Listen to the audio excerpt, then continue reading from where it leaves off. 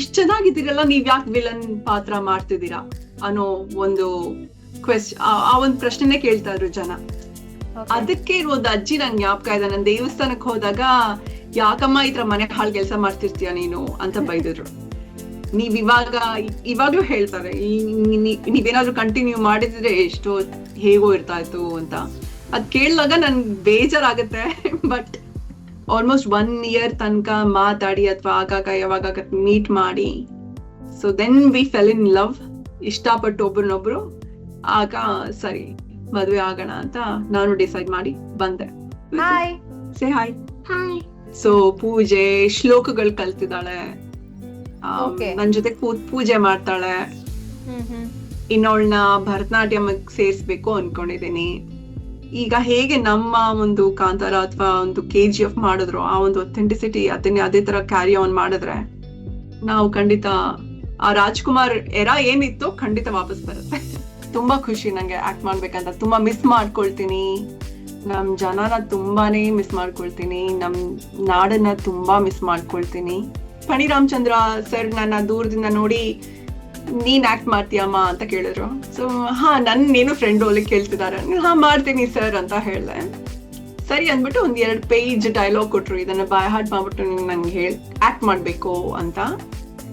So ನಾನು 1 ಟೇಕಲ್ಲಿ ನಾನು ಅದ್ ಮಾಡಿದ್ ನೋಡಿ ಅವ್ರಿಗೆ ತುಂಬಾ ಇಂಪ್ರೆಸ್ ಆಗೋಯ್ತು. ಸೊ ಹಾಗೆ ನನ್ನ ಒನ್ ಆಫ್ ದ ಹೀರೋಯಿನ್ ಆಗಿ ಕ್ಯಾಸ್ಟ್ ಮಾಡಿದ್ರು. ಎಲ್ಲರಿಗೂ ನಮಸ್ಕಾರ.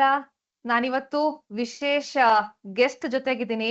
ಹೌದು, ಕನ್ನಡ ಕಿರುತೆರೆಯಲ್ಲಿ ಅಗ್ನಿಸಾಕ್ಷಿ ಎನ್ನುವಂತಹ ಧಾರಾವಾಹಿ 6 ವರ್ಷಗಳಿಗೂ ಅಧಿಕ ಕಾಲ ಪ್ರಸಾರ ಆಗಿತ್ತು. ಈ ಧಾರಾವಾಹಿಯಲ್ಲಿ ಸಿದ್ಧಾರ್ಥ್, ಸನ್ನಿಧಿ, ಚಂದ್ರಿಕಾ ಪಾತ್ರ ಸಿಕ್ಕಾಪಟ್ಟೆ ಫೇಮಸ್ ಆಗಿತ್ತು.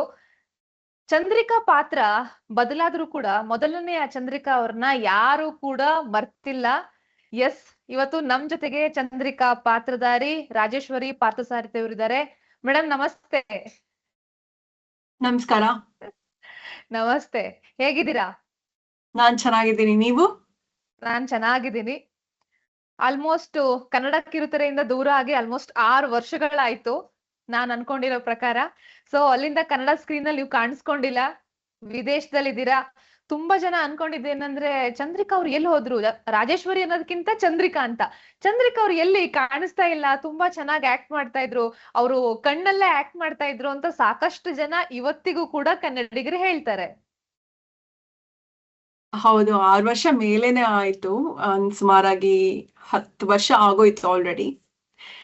ಸೊ ಹೌದು, ನಾನು ಇಲ್ಲಿ ಬಂದ ಮೇಲೆ ಏನು ಮಾಡೋದಕ್ಕಾಗೋದಿಲ್ಲ, ಬೇರೆ ಆಪ್ಷನ್ಸ್ ಇಲ್ದಿರಾ ನಾನು ಆಕ್ಟ್ ಮಾಡಕ್ ಆಗ್ತಿಲ್ಲ ಅಷ್ಟೇನೆ. ಇಲ್ಲ ಅಂದ್ರೆ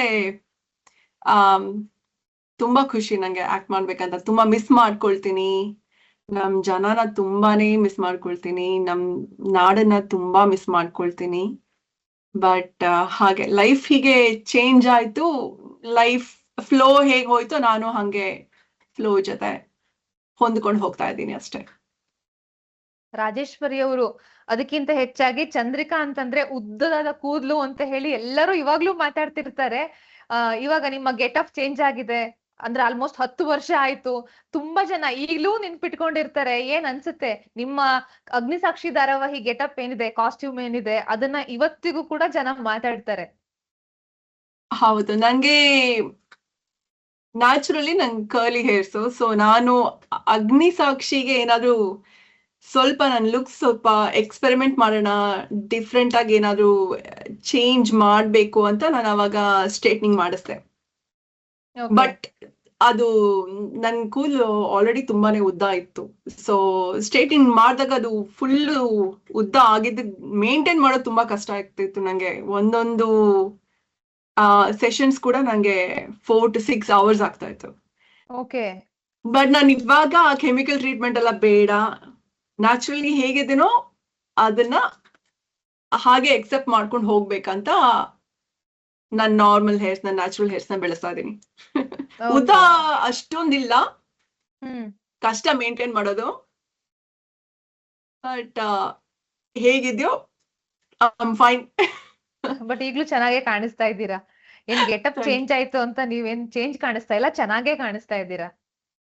ಥ್ಯಾಂಕ್ ಯು, ಥ್ಯಾಂಕ್ ಯು.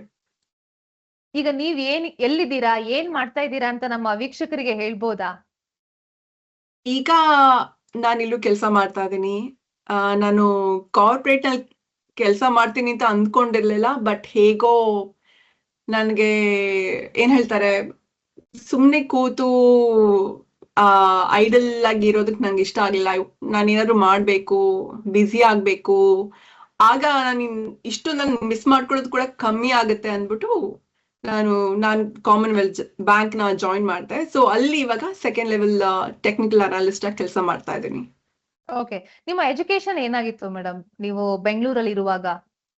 ನಾನು ಕರೆಸ್ಪಾಂಡೆನ್ಸ್ ಅಲ್ಲಿ BCom ಮುಗಿಸಿದಿರಿ. ಓಕೆ. ನನ್ ಆಲ್ಮೋಸ್ಟ್ ನಾನು ಫಸ್ಟ್ PU ನಲ್ಲಿ ಇದ್ದಾಗ್ಲೇನೆ ನಾನು ಇಂಡಸ್ಟ್ರಿ ಎಂಟರ್ ಆಗ್ಬಿಟ್ಟಿದ್ದೆ. ಹೇಗೋ ಕಷ್ಟಪಟ್ಟು ನಾನು ಸೆಕೆಂಡ್ PU ತನಕ ಹೇಗೋ ಕಾಲೇಜ್ಗೆ ನಾರ್ಮಲ್ ಆಗಿ ಹೋಗಿ ನಾನೆಲ್ಲ ಎಜುಕೇಶನ್ ಮುಗಿಸ್ಬಿಟ್ಟೆ.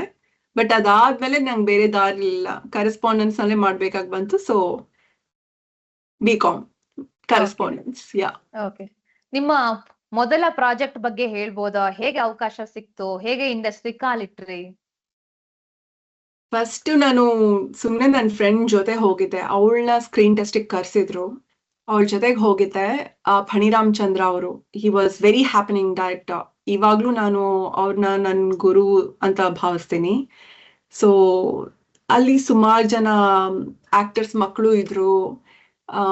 ಎಲ್ಲಾರ್ದು ಸ್ಕ್ರೀನ್ ಟೆಸ್ಟ್ ನಡೀತಾ ಇತ್ತು. ನನ್ ಸುಮ್ನೆ ಕ್ಯೂರಿಯಾಸಿಟಿ ಏನ್ ನಡೀತಿರ್ತೆ, ನನ್ ಕರ್ಸಿದ್ರು ಮೇ ಬಿ ಗೆಸ್ಟ್ ಅಥವಾ ಫ್ರೆಂಡ್ ರೋಲ್ ತರ ಏನಾದ್ರು ಮಾಡ್ತೀನೇನೋ ಅಂತ ನಾನ್ ಅನ್ಕೊಂಡಿದ್ದೆ.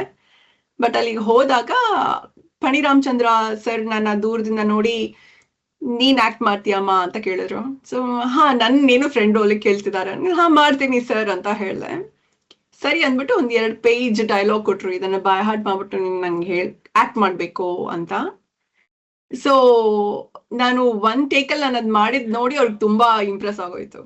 ಸೊ ಹಾಗೆ ನನ್ನ ಒನ್ ಆಫ್ ದ ಹೀರೋಯಿನ್ ಆಗಿ ಕ್ಯಾಸ್ಟ್ ಮಾಡಿದ್ರು, ಮಧುರಾ ಅನ್ನೋ ರೋಲ್. ಅದು ಪ್ರೇಮ ಪಿಶಾಚಿಗಳು.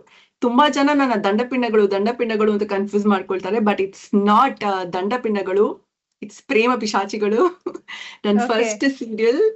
ಅಂಡ್ ತುಂಬಾ ಚಿಕ್ಕವಳಾಗ ನಾನು ಸಿಕ್ಕಾಪಟ್ಟೆ ಇಂಡಸ್ಟ್ರಿ ಹೇಗೋ, ಬಟ್ ತುಂಬಾ ಇವತ್ತಿಗೂ ನಾನು it's very dear to my and very close to my heart ನಂಗೆ ಆ ಪ್ರಾಜೆಕ್ಟ್. ಓಕೆ. ಅದಾದ್ಮೇಲೆ ಯಾವ ರೀತಿ ಅವಕಾಶಗಳು ಸಿಗ್ತಾ ಹೋಯ್ತು? ಯಾವ ಪ್ರಾಜೆಕ್ಟ್ ಗಳನ್ನ ಮಾಡಿದ್ರಿ? ಅಂದ್ರೆ ಆಗಿನ ಧಾರಾವಾಹಿಗಳು ಇವತ್ತು ಯೂಟ್ಯೂಬ್ ಅಲ್ಲಿ ಕೂಡ ಸಿಗಲ್ಲ, ಆ ರೀತಿ ಆಗೋಗಿದೆ. ಹೌದು, ಅದು ಪ್ರೇಮ ಪಿಶಾಚಿಗಳು ಅಂತೂ ಬೇರೆ ಲೆವೆಲ್ ನಲ್ಲೇ ಇತ್ತು. ನಮ್ಗೆ ಅವಾಗೆಲ್ಲ ಜಡ್ಜ್, ಲಾಯರ್ಸ್ ಅಥವಾ ಪಾಲಿಟಿಷಿಯನ್ಸ್ ಇಂದ ಲೆಟರ್ಸ್ ಬರ್ದಾಯ್ತು. ಲಿಟ್ರಲಿ ಈ ತರ ಕ್ಲೈಮ್ಯಾಕ್ಸ್ ಆಗ್ಬೇಕು, ಈ ಒಂದು ಕ್ಯಾರೆಕ್ಟರ್ ಈ ತರ ಜನರನ್ನೆಲ್ಲ ಇನ್ಫ್ಲೂಯೆನ್ಸ್ ಮಾಡ್ತಿದೆ. ಎಸ್ಪೆಷಲಿ ನನ್ನ ರೋಲ್ ಬಂದು ತುಂಬಾನೇ modern thinking, modern going, out going ಗರ್ಲು.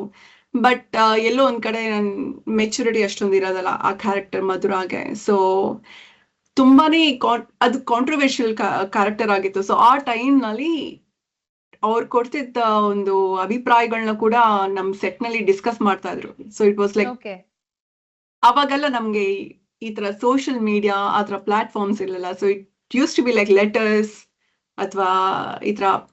It was like very good ಆ ಟೈಮ್ ನಲ್ಲಿ. ಅದಾದ್ಮೇಲೆ ನಾನು ಬಾಲಾಜಿ ಟೆಲಿಫಿಲ್ಮ್ಸ್ ಅವಕಾಶ ಬಂತು. ಹಾಗೆ ಆ ಬಾಲಾಜಿ ಟೆಲಿಫಿಲ್ಮ್ಸ್ ನಲ್ಲಿ ನಾನು ಒಂದು I think I've done 4 projects. ಕ್ಷಣ ಅಂತ ಫಸ್ಟ್ ಮಾಡ್ದೆ. ಅದಾದ್ಮೇಲೆ ಕವಲು ದಾರಿ, ಕಪಿ ಚೇಷ್ಟೆ ಅಂಡ್ ಕುಂಕುಮ ಭಾಗ್ಯ ತುಂಬಾ ಪಾಪ್ಯುಲರ್ ಆಯ್ತು. ಹೌದು, ಗೌರಿ ಅಂತ ನನ್ ಆ ಪಾತ್ರದ ಹೆಸರು. ಸೊ ಅದಾಗಿ ಕುಂಕುಮ ಭಾಗ್ಯ ಆದ್ಮೇಲೆ ನಾನು ಸುಮಾರು ಹೊರಗಿನ ಪ್ರಾಜೆಕ್ಟ್ಸ್ ಅಲ್ಲೆಲ್ಲ ಕೆಲಸ ಮಾಡ್ದೆ. ಮೂವೀಸ್ ಮಾಡಕ್ ಆಗಿಲ್ಲ ಬಿಕಾಸ್ ನನ್ ಫ್ಯಾಮಿಲಿ ಕೂಡ ಅಷ್ಟು ಒಪ್ತಿರ್ಲಿಲ್ಲ. ಅಂಡ್ ನನಗೆ ಯಾವಾಗ ಇಂಟ್ರೆಸ್ಟ್ ಬರ್ತಿತ್ತು ಆ ಟೈಮ್ ನಲ್ಲಿ ನನ್ಗೆ ಇಷ್ಟ ಆಗುವಂತ ಪಾತ್ರ ಅಥವಾ ನನ್ ಅಷ್ಟೊಂದು ಸಿಗ್ಲಿಲ್ಲ. ತುಂಬಾ ಕಮ್ಮಿ ಮಾಡಿದೀನಿ.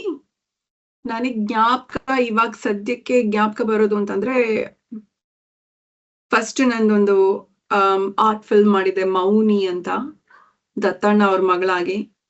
ಅದಾದ್ಮೇಲೆ ಪ್ರಚಂಡ ರಾವಣನಲ್ಲಿ ಸೀತೆ ಆಗಿ ಮಾಡಿದ್ದೆ.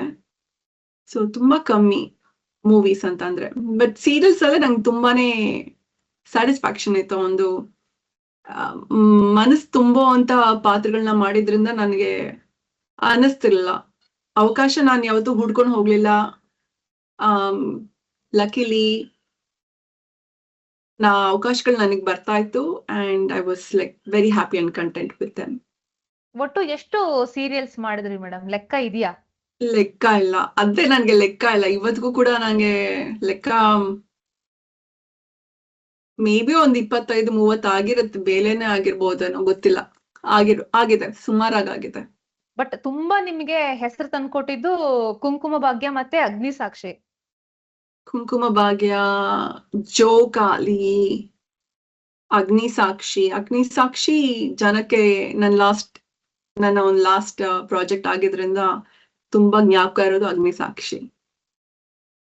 ಅಗ್ನಿ ಸಾಕ್ಷಿ ಧಾರಾವಾಹಿಯಲ್ಲಿ ಸಿದ್ಧಾರ್ಥ ಸನ್ನಿದ್ ಒಂದ್ ಕಡೆ ನಡೀತಾ ಇದ್ರೆ ಚಂದ್ರಿಕಾ ಮಾಯಾ ಇನ್ನೊಂದು ಕಡೆ ನಡೀತಾ ಇತ್ತು, ಒಂದು ಪಾತ್ರ ಅಥವಾ ಒಂದು ಸ್ಟೋರಿ ಅನ್ನೋಂಥದ್ದು. ಹಾಗಂತೂ ಒಂದು ಕನ್ನಡ ಕಿರುತೆರೆಯಲ್ಲಿ ಒಂಥರ ಸಂಚಲನ ಮೂಡಿಸಿರುವಂತಹ ಸೀರಿಯಲ್ ಅದು ಅಗ್ನಿ ಸಾಕ್ಷಿ. ನಮ್ಗೆ ಈ ರೀತಿ ಕಥೆಗಳು ಬೇಕು ಅಂತ ಎಷ್ಟೋ ಚಾನಲ್ಗಳು ಈಗ್ಲೂ ಹೇಳ್ತಾ ಇವೆ ಅಂತ ನಾವೊಂದಷ್ಟು ಗಾಸಿಪ್ಗಳನ್ನ ಕೇಳ್ತಾ ಇರ್ತೀವಿ. ನಮ್ಗೆ ಅಗ್ನಿ ಸಾಕ್ಷಿ ತರದೇ ಕತೆ ಬೇಕು, ಆತರ ಇದ್ರೆ ಹಿಟ್ ಆಗತ್ತೆ ಅಂತ. ಮಾಯಾ ಮತ್ತೆ ಚಂದ್ರಿಕಾ ವಿಲನ್ನು ಅದ್ ಎಷ್ಟು ಇಂಪ್ಯಾಕ್ಟ್ ಆಗಿತ್ತು ಅಂತಂದ್ರೆ ಸಾಕಷ್ಟು ಜನ ಟಿವಿ ನೋಡಿ ಚಂದ್ರಿಕಾ ಮತ್ತೆ ಮಾಯಾ ಕ್ಯಾರೆಕ್ಟರ್ಗೆ ಬೈತಾ ಇದ್ರು. ನಿಮಗೆ ಯಾವ ರೀತಿ ಪ್ರತಿಕ್ರಿಯೆ ಬರ್ತಾ ಇತ್ತು? ನಾನ್ ಅನ್ಕೊಂಡಿರ್ಲಿಲ್ಲ ಆತರ ಒಂದು ರಿಯಾಕ್ಷನ್ ಇರುತ್ತೆ ಆಡಿಯನ್ಸ್ ಇಂದ ಅಂತ. ತುಂಬಾ ಜನ ಚಂದ್ರಿಕಾ ಪಾತ್ರನ ಇಷ್ಟ ಪಡೋಕ್ ಸ್ಟಾರ್ಟ್ ಮಾಡ್ಬಿಟ್ಟಿದ್ರು.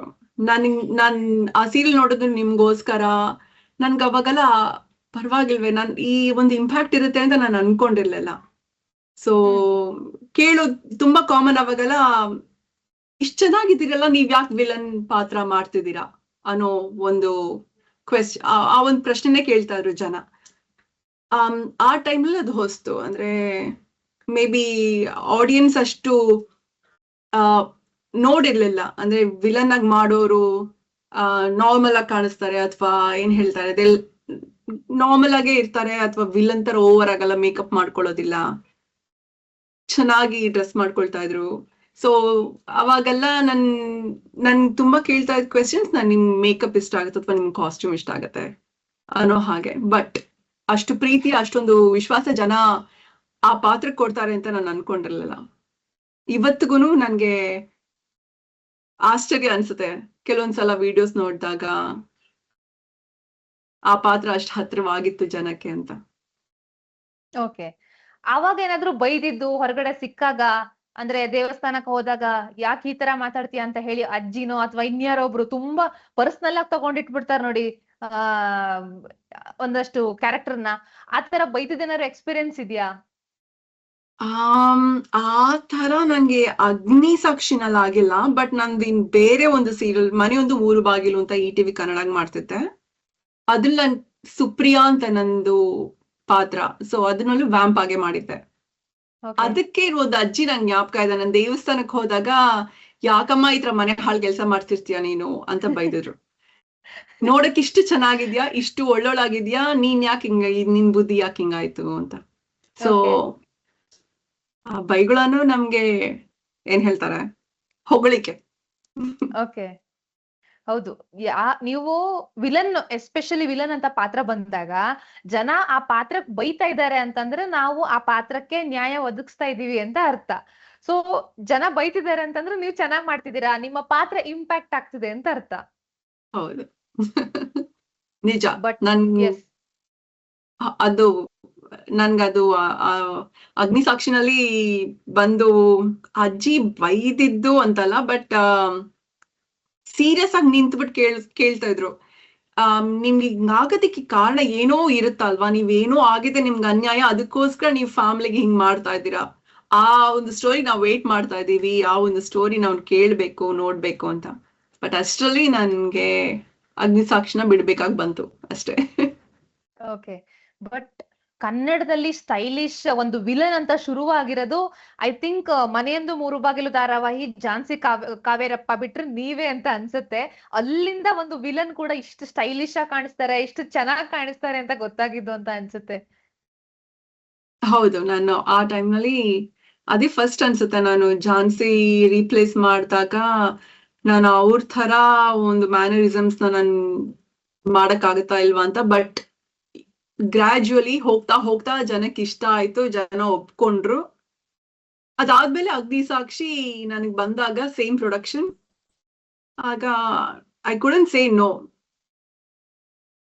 ಖಂಡಿತ ಚೆನ್ನಾಗೇ ಇರತ್ತೆ ಅಂತ ನನಗೆ ನಂಬಿಕೆ ಇತ್ತು, ನಾನು ಒಪ್ಕೊಂಡೆ. ನನಗೂ ಕೂಡ ಯಾವಾಗ್ಲೂ ಪಾಸಿಟಿವ್ ಮಾಡೋದಕ್ಕೆ ಇಷ್ಟ ಆಗ್ತಿರ್ಲಿಲ್ಲ. ಏನಾದ್ರೂ ಕ್ಯಾರೆಕ್ಟರ್ಸ್ ಕೂಡ ಡಿಫ್ರೆಂಟ್ ಆಗಿ ಮಾಡಿದ್ರೆ ನಾವು ಆಕ್ಟರ್ಸ್ ಆದವ್ರಿಗೆ ಒಂದು ಸ್ಯಾಟಿಸ್ಫ್ಯಾಕ್ಷನ್, ಜಾಬ್ ಸ್ಯಾಟಿಸ್ಫ್ಯಾಕ್ಷನ್ ಅಂತ ಸಿಕ್ಕೋದು. ಸೊ ನಾನು ಅದೇ ಟೈಮ್ನಲ್ಲಿ ಜೋಕಾಲಿ ಮಾಡಿ ಆಗಿತ್ತು, ಅಷ್ಟ್ ಚೆನ್ನಾಗಿ ಕ್ಯಾರೆಕ್ಟರ್ ಮಾಡಿದ್ದೆ. ಸೊ ಅಗ್ನಿ ಸಾಕ್ಷಿ ಬಂದಾಗ ಕರೆಕ್ಟ್ ಚೆನ್ನಾಗಿದೆ, ಇದು ಸ್ವಲ್ಪ ಡಿಫ್ರೆಂಟ್ ಆಗಿದೆ, ತಗೊಳ್ಳೋಣ ಅಂತ ನಾನು ಒಪ್ಕೊಂಡೆ. ಓಕೆ. ಇವತ್ತು ನಮ್ ಕೈಯಲ್ಲಿ ಮೊಬೈಲ್ ಇದೆ, ಎಲ್ಲರ ಕೈಲೂ ಮೊಬೈಲ್ ಇದೆ. ಇವಾಗ ನಮ್ಗೆ ವೆರೈಟಿ ಬಟ್ಟೆ ಬೇಕು ಅಂತಂದ್ರೆ ನಾವು ಆಪ್ ಗಳಲ್ಲಿ ಆರ್ಡರ್ ಮಾಡ್ತೀವಿ. ಜೊತೆಗೆ ಚಾಟ್ GPT ಇದೆ. ತುಂಬಾ ನಮ್ಗೆ ಸೌಲಭ್ಯಗಳಿದೆ, ನಮ್ಗೆ ವೆರೈಟಿ ಕಾಸ್ಟ್ಯೂಮ್ ಡಿಸೈನ್ ಮಾಡಕ್ಕೆ. ಅವಾಗ ಏನು ಇರ್ಲಿಲ್ಲ, ಸೋಷಿಯಲ್ ಮೀಡಿಯಾ ಜಸ್ಟ್ ಫೇಸ್ಬುಕ್ ಏನೋ ಶುರುವಾಗಿದ್ದ ಟೈಮ್ ಅದು. ಸೊ ನೀವು ಕಾಸ್ಟ್ಯೂಮ್ ಎಲ್ಲ ಹೇಗ್ ಡಿಸೈನ್ ಮಾಡ್ತಿದ್ರಿ ಅಂತ, ವೆರೈಟಿ ಟ್ರೈ ಮಾಡ್ತಾ ಇದ್ರಿ.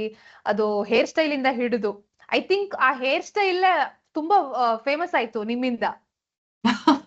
ನಿಜ, ಕ್ರೆಡಿಟ್ ಹೋಗೋದು ನಮ್ ಹೇರ್ ಸ್ಟೈಲಿಸ್ಟ್ಗೆನೆ. ಅವರೇ ಆ ಒಂದು ಹೇರ್ ಸ್ಟೈಲ್ ನನ್ ಸೆಟ್ ಮಾಡಿದ್ದು. ಬಟ್ ಕಾಸ್ಟ್ಯೂಮ್ಸ್ ಅಂತ ಬಂದ್ರೆ ನನ್ ಫಸ್ಟ್ ಇಂದಾನು ನಂಗೆ ತುಂಬಾ ಇಂಟ್ರೆಸ್ಟ್. ಡ್ರೆಸ್ ಎಕ್ಸ್ಪೆರಿಮೆಂಟ್ ಮಾಡೋದಾಗ್ಲಿ, ಕ್ಯಾರೆಕ್ಟರ್ ಇದನ್ನ ತೆರೆಯಲ್ಲಿ ಸ್ವಲ್ಪ ನಾವು ಡಿಫ್ರೆಂಟ್ ಆಗಿ ಕಾಣಿಸ್ಕೋಬೇಕು, ಅಥವಾ ಜನಕ್ಕೆ ಅದು ಇಂಪ್ಯಾಕ್ಟ್ ಆಗ್ಬೇಕು ಅಂತಂದ್ರೆ, ಅಪೀಲ್ ಆಗ್ಬೇಕು ಅಂತಂದ್ರೆ ಏನ್ ಮಾಡ್ಬೇಕು ಅಂತ ನಾನ್ ನಾರ್ಮಲ್ ಆಗಿ ನಾನು ತುಂಬಾನೇ ಎಕ್ಸ್ಪೆರಿಮೆಂಟ್ ಮಾಡ್ತಾ ಇದ್ದೆ. ಸೊ ನನ್ನ ಹತ್ರ ತುಂಬಾ ಒಳ್ಳೆ ಟಾಪ್ಸ್ ಇರ್ತಾ ಇದ್ದಾಗಲ್ಲ. ಸೊ ನಾನು ಅನ್ಕೊಂಡೆ, ವೈ ನಾಟ್, ಸಾರಿ ಬ್ಲೌಸೇ ಬೇಕು ಅಂತ ಏನಿಲ್ಲ, let's experiment with tops and sarees ಬೇರೆ ತರ ಡ್ರೇಪ್ ಮಾಡ್ಕೊಳ್ಳೋಣ ಅಂತೆಲ್ಲ ನಾನ್ ಮಾಡಿ, ಅದು ಹಿಟ್ ಆಯ್ತು. ಜನ ಒಪ್ಕೊಂಡ್ರು, ಜನಕ್ಕೆ ಇಷ್ಟ ಆಯ್ತು. ನನಗದು ತುಂಬಾ, I am very grateful for that. ನೀವು ಅವಾಗ ಆ ರೀತಿ ಒಂದು ಟ್ರೆಂಡ್ ಅನ್ನ ಶುರು ಮಾಡಿದ್ರಿ. ಈಗ ಇಲ್ಲಿನ ಜನ ಇವಾಗ ಟೀ ಶರ್ಟ್ ಮೇಲೆ ಸಾರಿ ವಿಯರ್ ಮಾಡ್ತಾ ಇದ್ದಾರೆ. ಹೌದು.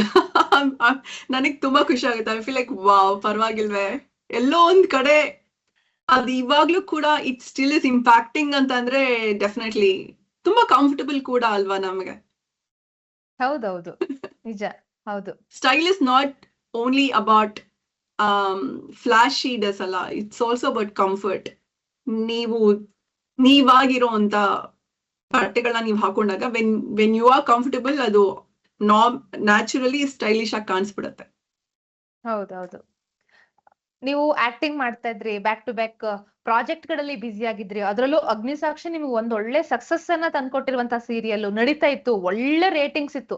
ಅಗ್ನಿಸಾಕ್ಷಿ ಮತ್ತೆ ಪುಟ್ಗೌರಿ ಇದ್ರ ರೇಟಿಂಗ್ಸ್ ತುಂಬಾ ಹೈ ಇತ್ತು.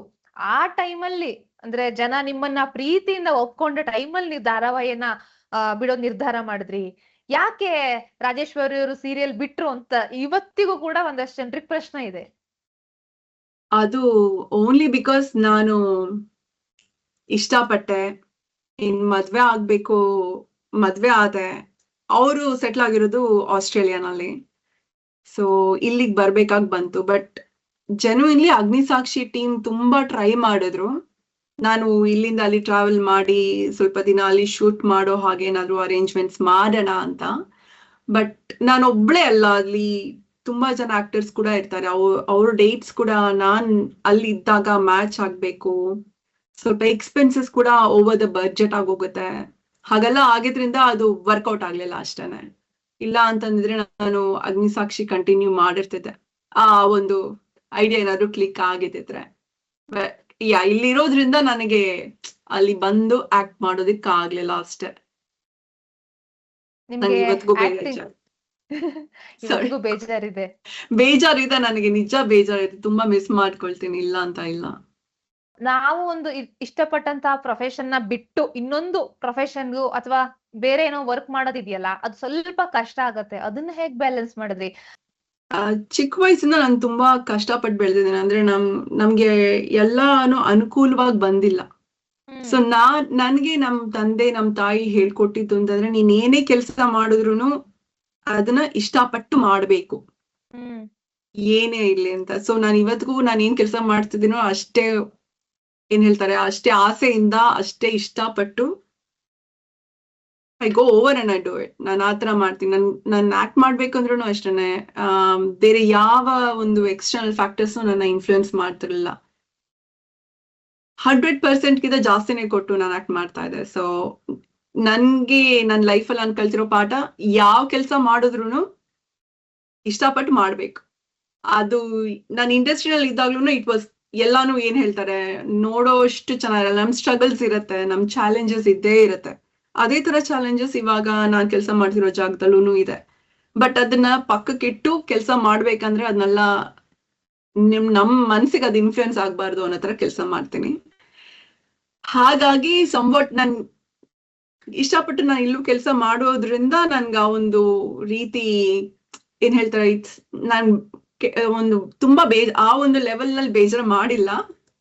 ಬಟ್ ಯಾವಾಗ ನಂದು ವಿಡಿಯೋಸ್ ನೋಡ್ತೀನೋ ಅಥವಾ ಜನ ಇಷ್ಟಪಟ್ಟು ಅವ್ರು ಮೀಮ್ಸ್ ಎಲ್ಲ ಮಾಡಿರ್ತಾರಲ್ಲ, ಅದನ್ನೆಲ್ಲ ನೋಡಿ ನನ್ಗೆ ಆಸೆ ಆಗುತ್ತೆ, ಕರೆಕ್ಟ್ ಇನ್ನೊಂದ್ಸಲ ಆಕ್ಟ್ ಮಾಡ್ಬೇಕು ಅಂತ. ಬಟ್ ಅನ್ಫಾರ್ಚುನೇಟ್ಲಿ ನಾನು ಇಂಡಿಯಾಗ್ ಬಂದ್ರು ಒಂದ್ ಸ್ವಲ್ಪ ದಿನ ಮಾತ್ರ ಇರ್ತೀನಿ. ಆವಾಗ ಆ ಟೈಮಲ್ಲಿ ಅವಕಾಶ ಬರ್ಬೇಕು ಅಂತಂದ್ರೆ ನನ್ಗೂ ಕೂಡ ಏನ್ ಹೇಳ್ತಾರೆ ಎಲ್ಲಾರ್ನು ಅಪ್ರೋಚ್ ಮಾಡ್ಬೇಕು. ಬಟ್ ಆಲ್ರೆಡಿ ನಾನು ಇಂಡಿಯಾಗ್ ಬಂದಾಗ ನಾನು 100 ಕಮಿಟ್ಮೆಂಟ್ಸ್ ಇಟ್ಕೊಂಡೇ ಬರ್ತೀನಿ. ಸೊ ಹಾಗಾಗ್ತಿಲ್ಲ. ಬಟ್ ಐ ಆಮ್ ಥಿಂಕಿಂಗ್ ನಾನು ನೆಕ್ಸ್ಟ್ ಟೈಮ್ ಇದ್ದಾಗ ಅಪ್ರೋಚ್ ಮಾಡಿ ಏನಾದ್ರು ಒಂದ್ ಸ್ವಲ್ಪ ಗೆಸ್ಟ್ ರೋಲ್ಸ್ ಇದ್ರೆ ಅದ್ರದ್ದು ಮಾಡೋಣ ಅಂತ ಅನ್ಕೊಳ್ತಾ ಇದ್ದೀನಿ. ಆದಷ್ಟು ಬೇಗ ನಿಮ್ಮನ್ನ ನಾವು ತೆರೆ ಮೇಲೆ ನೋಡೋದಕ್ಕೆ ಅಂತೂ ಕಾಯ್ತಾ ಇದ್ದೀವಿ. ನಾನು ಅಷ್ಟೇ ಕಾಯ್ತಾ ಇದ್ದೀನಿ. ಓಕೆ, ಈಗ ನಿಮ್ಮ ಮದ್ವೆ ವಿಷಯಕ್ಕೆ ಬರೋಣ. ಮದ್ವೆ ಹೇಗೆ ಸೆಟ್ ಆಯ್ತು? ಲವ್ ಮ್ಯಾರೇಜಾ, ಅರೇಂಜ್ ಮ್ಯಾರೇಜಾ, ಏನ್ ಕತೆ ಮೇಡಮ್? ಐ ಥಿಂಕ್ 2020 ನಲ್ಲಿ ನೀವು ಮದ್ವೆ ಆದ್ರಿ. 2016. ಓಕೆ ಸಾರಿ, 2016 ನಲ್ಲಿ ಮದ್ವೆ ಆದ್ರಿ. ಹೌದು, ಲೈಕ್ ನಂದು ಬಂದು ಲವ್ ಕಮ್ ಅರೇಂಜ್ ಅಥವಾ ಒಂದ್ ರೀತಿನಲ್ಲಿ ಅರೇಂಜ್ಡ್ ಮ್ಯಾರೇಜ್. ಫ್ಯಾಮಿಲಿ ನಮ್ ತಂದೆ ಅವ್ರ ತಂದೆ ಪರಿಚಯ ಮಾಡಿ ನಮ್ಮಿಬ್ರನ್ನ ಇಂಟ್ರೊಡ್ಯೂಸ್ ಮಾಡ್ಸಿದ್ರು. ಬಟ್ ನಾನು ಆಲ್ಮೋಸ್ಟ್ 1 ವರ್ಷ ತಗೊಂಡೆ, ನಂಗೆ ಇಂಡಿಯಾ ಬಿಟ್ಟು ಬರೋದಕ್ಕೆ ಇಷ್ಟ ಇರ್ಲಿಲ್ಲ. ಸೊ ಹಾಗಾಗಿ ಆಲ್ಮೋಸ್ಟ್ 1 year ತನಕ ಮಾತಾಡಿ ಅಥವಾ ಆಗಾಗ ಯಾವಾಗ ಮೀಟ್ ಮಾಡಿ, so then we fell in love. ಇಷ್ಟಪಟ್ಟು ಒಬ್ರನ್ನೊಬ್ರು, ಆಗ ಸರಿ ಮದ್ವೆ ಆಗೋಣ ಅಂತ ನಾನು ಡಿಸೈಡ್ ಮಾಡಿ ಬಂದೆ. ನಿಮ್ಮ ಹಸ್ಬೆಂಡ್ ಬಗ್ಗೆ ಹೇಳ್ಬೋದಾ? ಏನ್ ಮಾಡ್ತಾ ಇದಾರೆ? ಆಮೇಲೆ ಅವರು ಬೆಂಗಳೂರವರು ಅಂತ ಅನ್ಸುತ್ತೆ. ಅವರು ನನ್ಗೆ ಅದೊಂದು ಅದೃಷ್ಟ ಇಲ್ಲ, ಅವ್ರು ಕನ್ನಡದವ್ರು ಆಗಿದ್ರೆ ನಾನು ಎಷ್ಟು ಖುಷಿ ಪಡ್ತಿದ್ನೋ. ಬಟ್ ಅವ್ರು ಕನ್ನಡದವ್ರಲ್ಲ, ಅವರು ತೆಲುಗು. ಓಕೆ. ಬಟ್ ಬೆಳ್ದಿದ್ದೆಲ್ಲ ಬಾಂಬೆನಲ್ಲಿ, ಮುಂಬೈನಲ್ಲಿ. ಸೊ ಅವ್ರು ಇಲ್ಲಿ ಇಂಜೆನಿಕೋ ಅಂತ ಒಂದು ಕಂಪನಿ ಇದೆ. ಸೊ ಅಲ್ಲಿ ಕೂಡ ಇಂಡಿಯಾನಲ್ಲಿ ಸುಮಾರು ನೀವ್ ಎಫ್ಪಾಸ್ ಮಿಷಿನ್ಸ್ ಎಲ್ಲ ನೋಡ್ತಿರ್ತೀರಾ. ಸೊ ಅದ್ರ ಮೇಜರ್ ಮ್ಯಾನುಫ್ಯಾಕ್ಚರರ್. ಅದನ್ನ ಅಲ್ಲಿ ಸೌತ್ ಏಷ್ಯಾ ಪೆಸಿಫಿಕ್ ಹೆಡ್ ಆಗಿ ಕೆಲಸ ಮಾಡ್ತಾ ಇದ್ದಾರೆ. ಓಕೆ. ನಿಮ್ಮ ತಂದೆ ಅವ್ರ ತಂದೆ ಫ್ರೆಂಡ್ಸ್? ಹಾ, ಫ್ರೆಂಡ್ಸ್ ಅಂತಂದ್ರೆ ಅವಾಗ ನಮ್ಮ ತಂದೆಗೆ ಸರಿ ಕೊಟ್ರೆ ನಮ್ ಜನಕ್ ಕೊಡೋಣ ಅಂತೆಲ್ಲ ಇತ್ತು. ಹಾಗಾಗಿ ಡೈರೆಕ್ಟ್ ಫ್ರೆಂಡ್ಶಿಪ್ ಅಂತಲ್ಲ, ಆನ್ಲೈನ್ ಅಲ್ಲಿ ಒಬ್ರನ್ನೊಬ್ರು ಕಂಡಿಡ್ದು ಅಥವಾ ಪರಿಚಯ ಮಾಡಿ ದೆನ್ ನಾವೊಬ್ರನ್ನೊಬ್ರು ಪರಿಚಯ ಮಾಡ್ಕೊಂಡ್ವಿ. ಓಕೆ. ಈಗ ನಿಮ್ಮ ಹಸ್ಬೆಂಡ್ ಆ ಟೈಮಲ್ಲಿ ಸೀರಿಯಲ್ ನೋಡ್ತಾ ಇದ್ರಾ? ಅವ್ರಿಗೆ ನಾನು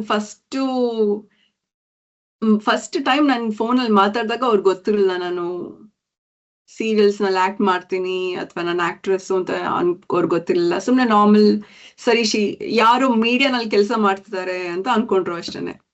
ನಾನು ಬ್ಯಾಕ್ ಸ್ಟೇಜ್ ಅಂತ ಅನ್ಕೊಂಡಿದ್ರು. ಬಟ್ ನನ್ friend in front of the camera ಅಂತ ಅವ್ರಿಗೆ ಗೊತ್ತಿರ್ಲಿಲ್ಲ.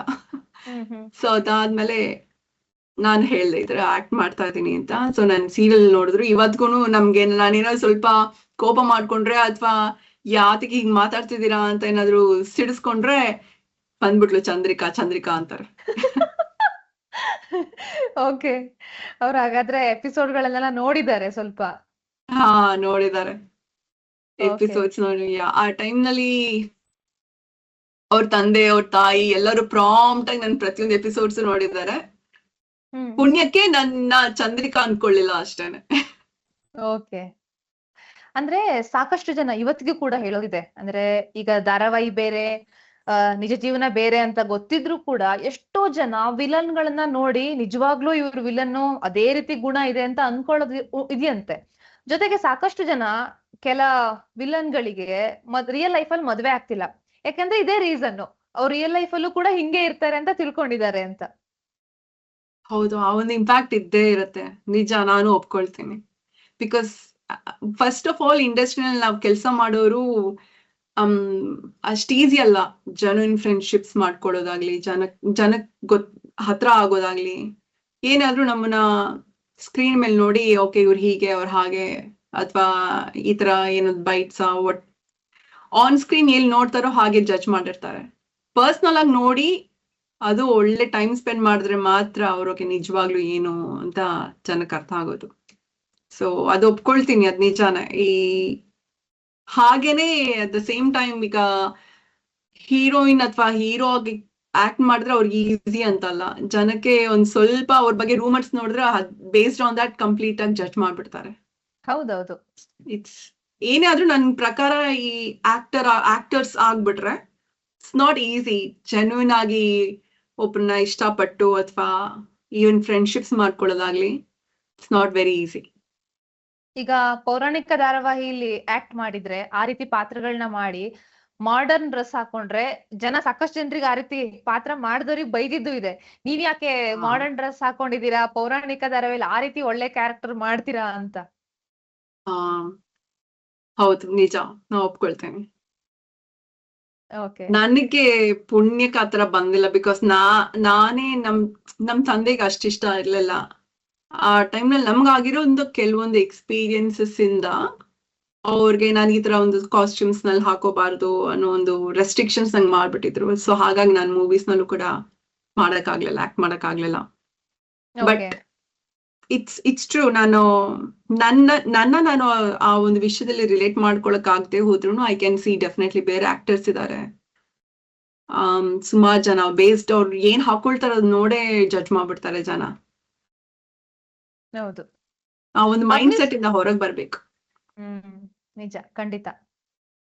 ಅಗ್ನಿಸಾಕ್ಷಿ ಧಾರಾವಾಹಿ ಬಿಡೋ ಟೈಮ್ ನಲ್ಲಿ, ಅಂದ್ರೆ ನೀವು ಬಿಡ್ತೀರಾ ಅಥವಾ ಬಿಟ್ಟಿದ್ದೀರಾ ಅಂತ ಗೊತ್ತಾದಾಗ ಜನರ ರಿಯಾಕ್ಷನ್ಸ್ ಹೇಗಿತ್ತು? ನಿಮ್ಗೆ ಎಷ್ಟು ಫೋನ್ ಕಾಲ್ಗಳು ಬರ್ತಾ ಇತ್ತು, ಅಥವಾ ನೀವು ಹೊರಗಡೆ ಹೋದಾಗ ಜನ ಯಾವ ರೀತಿ ಪ್ರಶ್ನೆ ಮಾಡ್ತಾ ಇದ್ರು? ನನ್ ಜನ ಅನ್ನೋದಕ್ಕಿಂತ ನಮ್ ಪ್ರೊಡಕ್ಷನ್ ಅವ್ರಿಗೆ ನನ್ ಮೇಲೆ ತುಂಬಾನೇ ಬೇಜಾರಾಗೋಗಿತ್ತು. ಯಾರಿಗೂ ಅನ್ಫಾರ್ಚುನೇಟ್ಲಿ ನನ್ ಮದ್ವೆ ಅದು ಅವ್ರಿಗೆ ಅದ್ರ ಬಗ್ಗೆನೂ ಏನೋ ಹೇಳೋದಕ್ ಆಗ್ಲಿಲ್ಲ. ಬಟ್ ಅವ್ರಿಗೆ ತುಂಬಾ ಬೇಜಾರಾಗಿತ್ತು ನಾನು ಈ ತರ ಬಿಡ್ತಾ ಇದ್ದೀನಿ ಅಂದಾಗ. ದೇವರ್ ಆಲ್ಸೋ ಸ್ಟ್ರಗ್ಲಿಂಗ್ ಕರೆಕ್ಟ್ ಆಗಿ ರೀಪ್ಲೇಸ್ಮೆಂಟ್ ಒಂದು ಸೂಟ್ ಆಗುವಂತ ಹುಡುಗಿನ ನೋಡೋದಾಗ್ಲಿ. ಐ ಬೆಟ್ ನಾನು ರೀಪ್ಲೇಸ್ ಮಾಡಿದವ್ರ ಮೇಲೂ ಕೂಡ ತುಂಬಾನೇ ಪ್ರೆಷರ್ ಬಿದ್ದಿತ್ತು. ಇಟ್ಸ್ ಯಾರೇ ಆಗ್ಲಿ, ಈಗ ನಾನೇ ಒಬ್ಬ ಆಕ್ಟರ್ನ ನಾನು ರೀಪ್ಲೇಸ್ ಮಾಡಿದೀನಿ. ಈ ಮನೆಯೊಂದು 3 ಬಾಗಿಲಿನ ಜಾನ್ಸಿನ ನಾನು ರೀಪ್ಲೇಸ್ ಮಾಡಿದಾಗ ನನ್ ಮೇಲೂ ಸರ್ಟನ್ ಪ್ರೆಷರ್ಸ್ ಇತ್ತು. ಅವ್ರ ತರನೇ ಮ್ಯಾನರಿಸಮ್ಸ್ ಮಾಡ್ಬೇಕು, ಅವ್ರ ತರನೇ ಬಟ್ಟೆಗಳು ಹಾಕೋಬೇಕು, ಅಥವಾ ಅವ್ರ ತರನೇ ಜ್ಯುವೆಲ್ರೀಸ್ ಹಾಕೋಬೇಕು, ಒಟ್ನಲ್ಲಿ ಅವ್ರ ತರ ಕಾಣ್ಬೇಕು ಅಂತ. ಸೊ ನನ್ಗೆ ಪ್ರೊಡಕ್ಷನ್ ಕಡೆಯಿಂದ ತುಂಬಾನೇ ಎಲ್ಲರೂ ಸಿಕ್ಕಾಪಟ್ಟೆ ಡಿಸಪಾಯಿಂಟ್ ಆಗೋಗಿದ್ರು. ಆಡಿಯನ್ಸ್ ಅಂತಂದ್ರೆ ನನ್ ರಿಲೇಟಿವ್ಸ್ ಆಗ್ಬೋದು ಅಥವಾ ನನ್ ಫ್ರೆಂಡ್ಸ್ ಆಗ್ಬೋದು, ಇಲ್ಲ you doing a big mistake, ನಿಮ್ ಬಿಡ್ಬಾರ್ದಾಗಿತ್ತು, ನೀವ್ ಇವಾಗ್ಲೂ ಹೇಳ್ತಾರೆ ನೀವೇನಾದ್ರೂ ಕಂಟಿನ್ಯೂ ಮಾಡಿದ್ರೆ ಎಷ್ಟೋ ಹೇಗೋ ಇರ್ತಾ ಇತ್ತು ಅಂತ. ಅದ್ ಕೇಳಿದಾಗ ನನ್ಗೆ ಬೇಜಾರಾಗತ್ತೆ. ಬಟ್ ಏನೋ ಲೈಫ್ ಅಲ್ಲಿ ಕೆಲವೊಂದು ಡಿಸಿಷನ್ಸ್ ನಮ್ ಕೈಯಲ್ಲಿ ಇರಲ್ಲ. We have to go with that. And ಏನ್ ಹೇಳ್ತಾರೆ, ದೇವ್ರು ಕೊಟ್ಟಿರೋದ್ರಲ್ಲಿ ತೃಪ್ತಿ ಆಗಿರ್ಬೇಕು ಅಷ್ಟೇನೆ. ಸೊ ಹಾಗಾಗಿ ನಾನೇ ಸಮಾಧಾನ ಮಾಡ್ಕೊಂಡು ಐಮ್ ಫೈನ್. ಅಂದ್ರೆ ಏನೋ ಹೇಳ್ತಾರಲ್ಲ ಮೇಡಮ್, ಋಣ ಅಂತ, ನಾವು ಎಲ್ಲಿ ಎಷ್ಟ್ ದಿನ ಹೇಗಿರ್ಬೇಕು ಅನ್ನೋದ್ ಮೊದ್ಲೇ ಬರ್ದಿರುತ್ತೆ ಅಂತ. ನಿಜ, ಅದು 100% ನಿಜ. ನಮ್ ಹಣೆಲ್ ಏನ್ ಬರ್ದಿರುತ್ತೋ ಹಂಗೆ ಆಗೋದು. ನಾನ್ ಅನ್ಕೊಂಡಿರಲ್ಲ ನಾನು ಇಂಡಿಯಾ ಬಿಟ್ಟು ಹೋಗ್ತೀನಿ ಅಂತ. ನಾನು ಕಂಡೀಷನ್ ಕೂಡ ಹಾಕಿದೆ ನಮ್ ಪೇರೆಂಟ್ಸ್ಗೆ, ನೀವ್ ಯಾರಾದ್ರೂ ಗಂಡನ್ ಹುಡುಕ್ತಿದ್ದೀರಾ ಅಂತಂದ್ರೆ ಅದು ಇಂಡಿಯಾನಲ್ಲೇ ಇರ್ಬೇಕು ಅಂತ. ಬಟ್ ಕೊನೆಗೆ ನಾನು ಆಸ್ಟ್ರೇಲಿಯಾನಲ್ಲಿರೋ ಹುಡುಗನ ಇಷ್ಟಪಟ್ಟೆ. So it's not in our hands. Yes, ನಾನು ನಿಮ್ಮ ಇಂಟರ್ವ್ಯೂ ಮಾಡ್ಬೇಕು ಅಂತ ಆಲ್ಮೋಸ್ಟ್ ಒಂದು 5 ಇಯರ್ಸ್ ಮೇಲಾಯ್ತು ಅನ್ಸುತ್ತೆ ಟ್ರೈ ಮಾಡಕ್ ಶುರು ಮಾಡಿ. ನೀವು ಬೆಂಗಳೂರಿಂದ ಮತ್ತೆ ವಾಪಸ್ ಹೋದ್ಮೇಲೆ ನಿಮ್ಮನ್ನ ಕನೆಕ್ಟ್ ಮಾಡುವಂತ ಪರಿಸ್ಥಿತಿ ಬರ್ತಾ ಇತ್ತು ಎವ್ರಿ ಟೈಮ್. ಬಟ್ ಈ ಸಲ ಇಲ್ಲ ನೀವು ಬೆಂಗಳೂರಲ್ಲಿ ಅಲ್ಲ ಎಲ್ಲೇ ಇದ್ರೂ ಪರವಾಗಿಲ್ಲ, ಜಸ್ಟ್ ನಾವು ಆನ್ಲೈನ್ ಅಲ್ಲಾದ್ರೂ ಕನೆಕ್ಟ್ ಮಾಡೋಣ ಅಂತ ಇವತ್ತು ಕೂತಿದೀವಿ ನೋಡಿ. ಇದು ಋಣನೇ ಒಂಥರ. ಎಸ್ ಎಸ್, ಕಾಲ ಈಗ ಕೂಡ್ ಬಂತು. ಹೌದು, ಖಂಡಿತ ಹೌದು. ನಾನು ಆಕ್ಚುಲಿ ಅದೇ ಹೇಳಿದ್ನಲ್ಲ, ಐ ಥಿಂಕ್ 2022 ಇಂದ ನಿಮ್ಗೆ ನಾನು ಇನ್ಸ್ಟಾಗ್ರಾಮ್ ಅಲ್ಲಿ ಮೆಸೇಜ್ ಮಾಡಿದೀನಿ. ಓ ಹೌದಾ? Yes yes yes. ನನ್ ಬೇಜಾರ್, ನನ್ಗೆ ಎಲ್ಲಾರು ಬೈತಾ ಇರೋದು ಇನ್ಸ್ಟಾ ಅಥವಾ ಸೋಷಿಯಲ್ ಮೀಡಿಯಾ ಪ್ಲಾಟ್ಫಾರ್ಮ್ ಅಲ್ಲಿ ಆಕ್ಟಿವ್ ಆಗ್ಬೇಕು ಅಂತ. ನಾನು very bad at it. So ಇವಾಗ ನಾನು ಸ್ವಲ್ಪ ಎಫರ್ಟ್ಸ್ ಹಾಕ್ತಾ ಇದ್ದೀನಿ, ಸ್ವಲ್ಪನಾದ್ರೂ ನಾನು ಆಕ್ಟಿವ್ ಆಗಿರ್ಬೇಕು ಅಂತ. ಅವಾಗಾದ್ರೂ ನಮ್ ಜನದ ಜೊತೆ ನನ್ಗೊಂದು ಕನೆಕ್ಷನ್ ಇರುತ್ತೆ, ಅದು ಹಾಗೆ ಮೇಂಟೈನ್ ಮಾಡ್ಬೇಕು. ಎಸ್ ಎಸ್, ಖಂಡಿತ. ಈಗ ಕರೆಸ್ಪಾಂಡೆನ್ಸ್ ಅಲ್ಲಿ ನೀವು ಬಿಕಾಮ್ ಮಾಡ್ಕೊಂಡು ಆಕ್ಟಿಂಗ್ ಅಲ್ಲೇ ನಡೀತಾ ಇತ್ತು ಅಂತ ಹೇಳಿದ್ರಿ. ಫಾರಿನ್ನಿಗೆ ಹೋಗಿ ಅಲ್ಲಿ ವರ್ಕ್ ಮಾಡ್ತಾ ಇದ್ದೀರಾ, ಇದು ಆಕ್ಚುಲಿ ಎಷ್ಟು ಕಷ್ಟ? ಯೂಶುವಲಿ ಏನಾಗುತ್ತೆ, ನಾವೊಂದು ಎಜುಕೇಶನ್ ಲೈನ್ ಅಲ್ಲಿ ಇದ್ಕೊಂಡು ಇಮಿಡಿಯೇಟ್ಲಿ ನಾವು ಜಂಪ್ ಆದ್ರೆ ನಮ್ಗೊಂದ್ ಸ್ವಲ್ಪ ಸುಲಭ. ಒಂದಷ್ಟು ಟೈಮ್ ಗ್ಯಾಪ್ ಆದ್ಮೇಲೆ ಮತ್ತೆ ಕಲ್ತು ಹೊಸ ಕೆಲಸ ಶುರು ಮಾಡ್ಬೇಕು. ತುಂಬಾನೇ ದೊಡ್ಡ ಸ್ಟ್ರಗಲ್ ಅದು. It's not easy. ಅದು ಬೇರೆ ನಮ್ ದೇಶನೂ ಅಲ್ಲ, ಇದು ಬೇರೆ ದೇಶ, ಬೇರೆ ಜನ. ಸೊ ನನಗೆ ಫಸ್ಟ್ ನನ್ ನಿಜ ಹೇಳ್ಬೇಕಂತಂದ್ರೆ ನಂಗೆ ರೆಸ್ಯೂಮೆ ಅಂತ ಪ್ರಿಪೇರ್ ಮಾಡ್ತೀವಿ. ಸೊ ಅದ್ರಲ್ಲಿ ನಂಗೆ ಏನು ಎಕ್ಸ್ಪೀರಿಯನ್ಸ್ ಇಲ್ಲ ಕಾರ್ಪೊರೇಟ್. ನನ್ ಏನೇ ಎಕ್ಸ್ಪೀರಿಯನ್ಸ್ ನನ್ ಕಂಪ್ಲೀಟ್ಲಿ ಇರಿವೆಲೆಂಟ್, ಅವ್ರ ಅದನ್ನ ಕನ್ಸಿಡರ್ ಕೂಡ ಮಾಡೋದಿಲ್ಲ.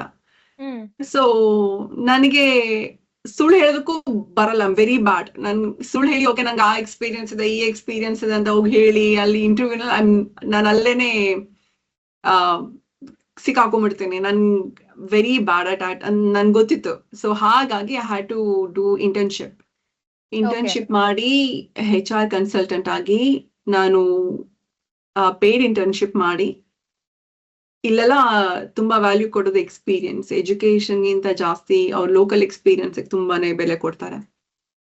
ಒಟ್ನಲ್ಲಿ ಅದನ್ನ ಪಡ್ಕೊಳ್ಳೋದಕ್ಕೆ ಆಲ್ಮೋಸ್ಟ್ 3 to 4 months ನಾನು ಅಲ್ಲಿ ಕೆಲಸ ಮಾಡಿ, ಆಮೇಲೆ ಇಲ್ಲಿ ಒಂದು ಗವರ್ಮೆಂಟ್ ಸ್ಟೇಟ್ ಆರ್ಕೈವ್ಸ್ ಅಂತ ಇದೆ, ಅಲ್ಲಿ ಕೆಲ್ಸಕ್ಕೆ ಸೇರ್ಕೊಂಡೆ. ಸೊ ಅಲ್ಲಿ ಆಲ್ಮೋಸ್ಟ್ ಲೈಕ್ ಅನ್ ಇಯರ್ ಕೆಲಸ ಮಾಡಿ, ಅದೇ ಟೈಮಲ್ಲಿ ನನಗೆ I got pregnant.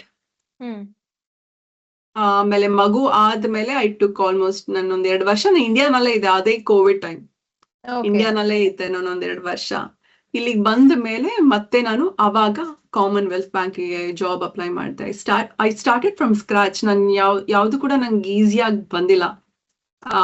So literally ತುಂಬಾ ಬೇಸಿಕ್ ಜಾಬ್ ಇಂದಾನೆ ಸ್ಟಾರ್ಟ್ ಮಾಡಿ, ಲೈಕ್ ಕನ್ಸಲ್ಟೆಂಟ್ ಅಥವಾ ಏನ್ ಹೇಳ್ತಾರೆ ಅಡ್ಮಿನ್ ಆತರ ನಾನು ಹಾಗೆ ಸ್ಟಾರ್ಟ್ ಮಾಡಿ, ದೆನ್ ಹಾಗೆ ಅಲ್ಲಿಂದ I gained my experience, knowledge, promote ಆಗಿ ಇವಾಗ so I am part of a team. ಬಂದು ಅವರು ಇನ್ಸಿಡೆಂಟ್ ಮ್ಯಾನೇಜ್ಮೆಂಟ್ಸ್ ಅಂತೆಲ್ಲ ಮಾಡ್ತಾರೆ, ಆಪರೇಷನ್ಸ್.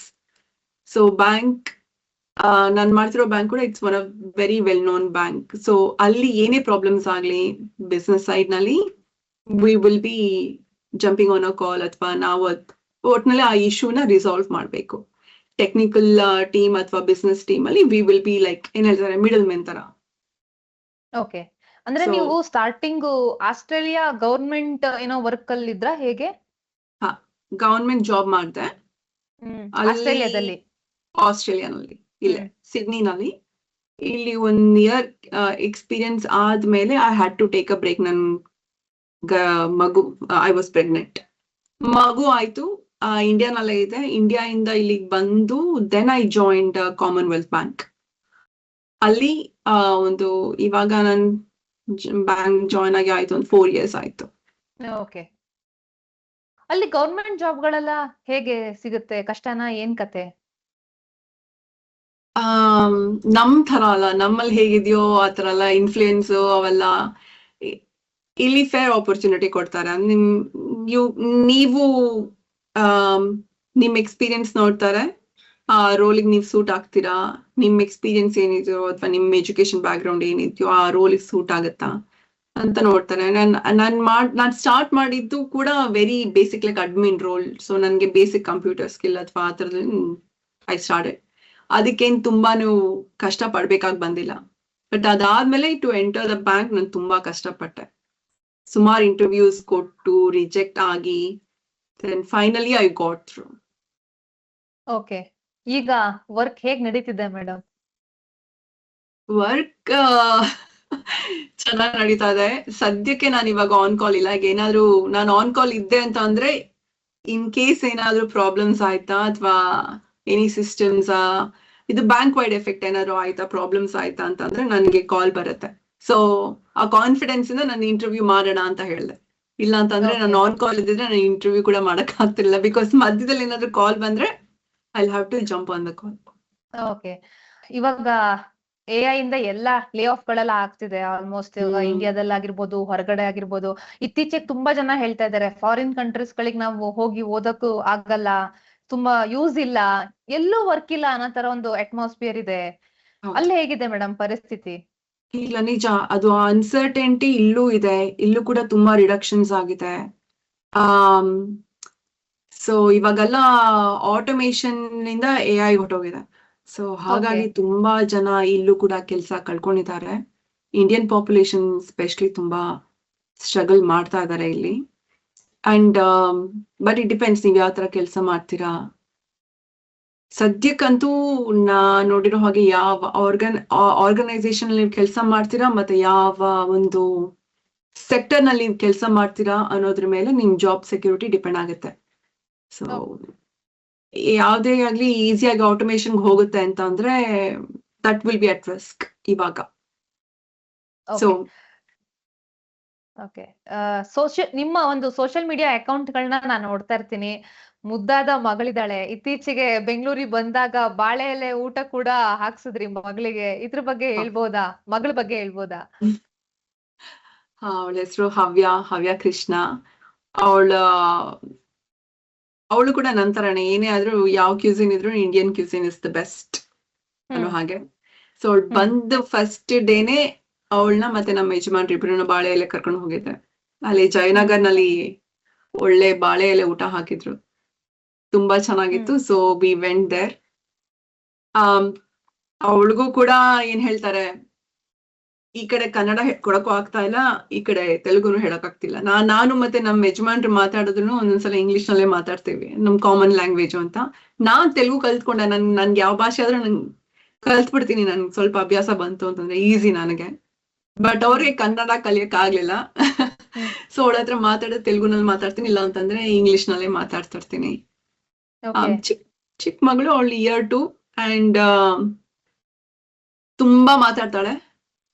ನನ್ ಹಾಗಲ್ಲ, ಅವ್ರ ತಂದೆ ಅವ್ರ ಅಪ್ಪನ್ ತರಾನೇ ಚೆನ್ನಾಗ್ ಮಾತಾಡ್ತಾಳೆ, ಆಕ್ಟಿವ್ ಆಗಿರ್ತಾಳೆ. ಇವಾಗ ಬಂದು ನಾನು ಅವಳ ಕಳಿಸೆ, ಹೋಗು ನೀನು ಅಡ್ಡ ಬರ್ಬೇಡ. ಕರ್ಕೊಂಡ್ ಬನ್ನಿ. ಹವ್ಯ ಕಮ್ಯ ಓಕೆ, ಕರೀತಾ ಇದೀನಿ. ಗೊತ್ತಿಲ್ಲ ಅವಳು ಎಲ್ಲಿದ್ದಾಳೆ, ಗೊತ್ತಿಲ್ಲ. ಕೇಳಿಸ್ಕೊಂಡ್ಲು ಅನ್ಸುತ್ತೆ. ಕಮ್ಯ,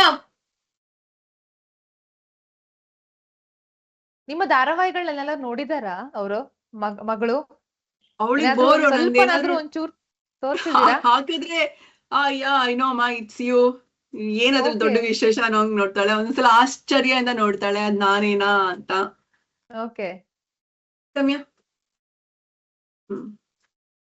hi. Say hi. How are you?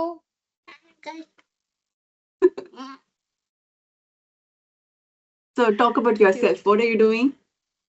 Watching a movie. You're watching a movie? Watching a movie. Which movie? In your dreams. The movie's name is In Your Dreams? Okay. ಅಂದ್ರೆ ಮಗಳಿಗೆ ಇಂಡಿಯನ್ ಕಲ್ಚರ್ ನ ನೆನ್ಸ್ಕೊಡೋಕ್ಕಿಂತ ಹೆಚ್ಚಾಗಿ ಮಗಳಿಗೆ ಯಾವಾಗ್ಲೂ Indian culture ಗೊತ್ತಾಗಿರ್ಬೇಕು ಅನ್ನೋ ತರ ಪ್ರಯತ್ನ ನಡೀತಿದ್ಯಾ madam? ಪೂಜೆ, ಅವಳು ಇಂಡಿಯನ್ ಕಲ್ಚರ್ ಅಂದ್ರೆ ನಾನು ನಮ್ ಅತ್ತೆ ಆಗ್ಲಿ ನಮ್ ಮಾವ ಆಗ್ಲಿ ಎಲ್ಲಾರು ತುಂಬಾ ದೇವ್ರ ಭಕ್ತಿ ಜಾಸ್ತಿ ನಮ್ ಮನೆ, ನಮ್ ಫ್ಯಾಮಿಲಿನಲ್ಲಿ. ಸೊ ಪೂಜೆ ಶ್ಲೋಕಗಳು ಕಲ್ತಿದ್ದಾಳೆ, ನನ್ ಜೊತೆ ಕೂತ್ ಪೂಜೆ ಮಾಡ್ತಾಳೆ. ಇನ್ನೊಳ್ನ ಭರತನಾಟ್ಯಂ ಸೇರ್ಸ್ಬೇಕು ಅನ್ಕೊಂಡಿದೀನಿ. ಸಂಗೀತ ನಮ್ ಫ್ಯಾಮಿಲಿನಲ್ಲಿ ಎಲ್ಲಾರ್ಗುನು ಇಲ್ಲಿ ಸಂಗೀತ ಬರುತ್ತೆ, ಏನಾದ್ರೂ ಒಂದು ಇನ್ಸ್ಟ್ರೂಮೆಂಟ್ಸ್ ಕಲಿತಾರೆ, ಸೊ ಅವಳನ್ನು ಕೂಡ ಸೇರಿಸ್ತೀನಿ. ಓಕೆ ಏನೇ ಆದ್ರೂ ನಮ್ ಇಂಡಿಯನ್ ಕಲ್ಚರ್ ಅವಳ್ ಬರ್ಬೇಕು, ಆ ಒಂದು ನಮ್ ರೂಟ್ಸ್ ನ ನಾವು ಮರಿಬಾರ್ದು ಅಂತಾರೆ. ಸೊ ಐ ಆಮ್ ಎನ್ಶೋರಿಂಗ್ ಅವಳಿಗದು ಆ ಒಂದು ಬೆಲೆ ಗೊತ್ತಿರ್ಬೇಕು, ವ್ಯಾಲ್ಯೂ ಗೊತ್ತಿರ್ಬೇಕು ಅಂತ. ಓಕೆ ಈಗ ಬೆಂಗಳೂರಿಗೆ ಬಂದಾಗ ಎವ್ರಿ ಟೈಮ್ ನನಗ್ ಗೊತ್ತಿರೋ ಹಾಗೆ ಮಾಯಾ ಪಾತ್ರಧಾರಿ ಇಶಿತಾ ವರ್ಷ ಅವ್ರನ್ನ ನೀವು ಮೀಟ್ ಮಾಡ್ತೀರಾ. ಈಗ್ಲೂ ಕೂಡ ನಿಮ್ಮ ಬಾಂಡಿಂಗ್ ಹಾಗೆ ಇದೆ. ಸೀರಿಯಲ್ ನಲ್ಲಿ ನೀವು ಅಕ್ಕ ತಂಗಿ ಪಾತ್ರ ಮಾಡಿದೀರಾ, ರಿಯಲ್ ಲೈಫ್ ಅಲ್ಲೂ ಕೂಡ ಅದೇ ರೀತಿ ಇದ್ದೀರಾ. ಆಮೇಲೆ ಇತ್ತೀಚೆಗೆ ಇಶಿತಾ ಅವರು ಫೋಟೋಗ್ರಫಿ ಶುರು ಮಾಡಿದ್ದಾರೆ. ಐ ಥಿಂಕ್ ಕಬಿನಿಗೇನೋ ಹೋಗಿದ್ರಿ ಅಂತ ಅನ್ಸುತ್ತೆ, ಹಾ. ವನ್ಯಜೀವಿಗಳನ್ನ ನೋಡೋದಿಕ್ಕೆ. ಹೌದ್, ಪನ್ನಾಗ್ ಹೋಗಿದ್ವಿ. ಓಕೆ ಮಧ್ಯಪ್ರದೇಶನಲ್ಲಿದೆ ಪನ್ನಾ ಟೈಗರ್ ರಿಸರ್ವ್ ಅಂತ, ಅಲ್ಲಿಗೆ ಹೋಗಿದ್ವಿ. ಎಳ್ಕೊಂಡ್ ಹೋಗಿದ್ಲು. Okay she's into wildlife photography ಎಲ್ಲ ತುಂಬಾ ಪ್ಯಾಷನೇಟ್ ಆಗಿ ಮಾಡ್ತಾಳೆ. ಸೊ ನನ್ಗೂ ಅನಿಸ್ತು ಹೋಗ್ಬೇಕು ನೋಡ್ಬೇಕು ಅಂತ. ನಾನು ಅವಳಿಗೆ ಹೇಳಿದ್ದೆ, ಸರಿ ನೀವ್ ಬಂದಾಗ ಕರ್ಕೊಂಡು ಹೋಗ್ತೀನಿ ಸಸ್ ಅಂದ್ಬಿಟ್ಟು ಶೀ ಟುಕ್ ಮೀ. ತುಂಬಾ ಚೆನ್ನಾಗಿತ್ತು. ನನಗಿಂತ ಮುಂಚೆ she's a pro. She post all those video ಮತ್ತೆ ಪಿಕ್ಚರ್ಸ್ ನೆಲ್ಲ. Was good. ಎಕ್ಸೆಪ್ಟ್ ತುಂಬಾನೇ ಸೆಕೆ ಇತ್ತು ಈ ಟೈಮ್ ನಾನು ಇಂಡಿಯಾಗ್ ಬಂದಾಗ 40 ಅಲ್ಲಿ ಪನ್ನಾನಲ್ಲಿ 41 ಡಿಗ್ರೀಸ್ ಇತ್ತು ಲಿಟ್ರಲಿ. ಓಕೆ ಬೆಂಗಳೂರಾದ್ರೆ ಸ್ವಲ್ಪ ಪರವಾಗಿಲ್ಲ. ದಿಲೀಪ್ ರಾಜ್ ಅವರು ಇಲ್ಲ ಅನ್ನೋದೇ ಆಲ್ಮೋಸ್ಟ್ ಯಾರಿಗೂ ಅರ್ಗಿಸ್ಕೊಳಕ್ ಆಗ್ತಿಲ್ಲ. ಅಷ್ಟು ಹೆಲ್ದಿ ಆಗಿದ್ದವರು, ಅಷ್ಟು ಒಳ್ಳೆ ಫುಡ್ ಹ್ಯಾಬಿಟ್ ಇತ್ತು ಅವರಿಗೆ, ಅಂತವರಿಗೆ ಹೀಗಾಯ್ತು ಅಂತ. ಹೌದು, ನಮ್ ಸೆಟ್ ನಲ್ಲಿ ಇದ್ದವಳು ಕೂಡ ಅವನು ಕಾಫಿ ಟೀ ಕೂಡ ಕುಡಿತಿರ್ಲಿಲ್ಲ. I was very health conscious. But ಗೊತ್ತಿಲ್ಲ ಇಟ್ಸ್ ಸ್ಟಿಲ್ ನನಗೂ ಕೂಡ ಶಾಕಿಂಗ್. ಏನೇ ಸ್ಟ್ರೆಸ್ ಇರ್ಬೋದು, ಏನೇ ಟೆನ್ಷನ್ ಇರ್ಬೋದು, ಬಟ್ ಸಮ್ಟೈಮ್ಸ್ ವೆರಿ ಅನ್ಫಾರ್ಚುನೇಟ್ಲಿ ನಾವ್ ಅನ್ಕೊಂಡಿರಲ್ಲ ಕೆಲವೊಂದು ವಿಷಯಗಳು ನಮ್ ಕೈ ಮೀರಿ ಹೋಗುತ್ತೆ. ನಮಗೆ ಗೊತ್ತಿಲ್ಲ. ನನ್ ಪುನೀತ್ ರಾಜ್ಕುಮಾರ್ ಅವ್ರ ಇರ್ಬೋದು, ಚಿರು ಸರ್ಜಾ ಇರ್ಬೋದು, ಇವರೆಲ್ಲ ತೀರ್ಕೊಂಡಾಗ ನನ್ಗೆ ತುಂಬಾನೇ ಶಾಕ್ ಆಗಿತ್ತು. ಕನ್ನಡ ಸಿನಿಮಾಗಳ ಬಗ್ಗೆ ಏನಾದ್ರು ಆಸ್ಟ್ರೇಲಿಯಾದಲ್ಲಿ ಏನಾದ್ರು ಮಾತಿದ್ಯಾ? ನೋಡ್ತಾರ ಅಲ್ಲಿನ ಜನ? ಓ ಎಸ್, ನನ್ KGF ನಾನ್ ನೋಡೋದಕ್ ಮುಂಚೆ ನನ್ ತೆಲುಗು ಜನ, ತಮಿಳ್ ಜನ ಎಲ್ಲಾರು ನೋಡ್ಬಿಟ್ಟಿದ್ರು. ಓಕೆ ಅಷ್ಟಿಷ್ಟಪಡ KGF, ಕಾಂತಾರ. ಸೊ ತುಂಬಾ ಹೆಸರು ಮಾಡುತ್ತೆ. ಒಳ್ಳೆ ಮೂವೀಸ್ ಅಂತಂದ್ರೆ ನನ್ ಪ್ರಕಾರ ಅದು ಲ್ಯಾಂಗ್ವೇಜಸ್ ನೋಡಲ್ಲ, ಎಲ್ಲ ಲ್ಯಾಂಗ್ವೇಜಸ್ ದಾಟ್ ಹೋಗುತ್ತೆ. ಜನ ಒಳ್ಳೆ ಮೂವಿ, ಒಳ್ಳೆ ಮೇಕಿಂಗ್ ಇದ್ರೆ ತಲೆ ಕೆಡ್ಸ್ಕೊಳಲ್ಲ, ಅರ್ಥ ಆಗುತ್ತೋ ಇಲ್ವೋ, ಬಟ್ ಅವ್ರು ಮೂವಿ ನೋಡೇ ನೋಡ್ತಾರೆ. ಓಕೆ ಓಕೆ ಈಗ ಟಾಕ್ಸಿಕ್ ಟ್ರೈಲರ್ ಇವತ್ತು ರಿಲೀಸ್ ಆಗುತ್ತೆ ಬೆಂಗಳೂರಿನಲ್ಲಿ. ಟಾಕ್ಸಿಕ್ ಕ್ರೇಜ್ ಹೇಗಿದೆ? ಯಶ್ ಅವ್ರ ಬಗ್ಗೆ ಏನಾದ್ರು ಫ್ಯಾನ್ಸ್ ಆ ಒಂದು ಕ್ರೇಜ್ ಇದೆಯಾ ಹೇಗೆ ಆಸ್ಟ್ರೇಲಿಯಾದಲ್ಲಿ? ಇಲ್ಲ, ತುಂಬಾನೇ ಜನಕ್ಕೆ ಏನ್ ಹೇಳ್ತಾರೆ, ಒಂದು ಅಭಿಮಾನ ಇದೆ.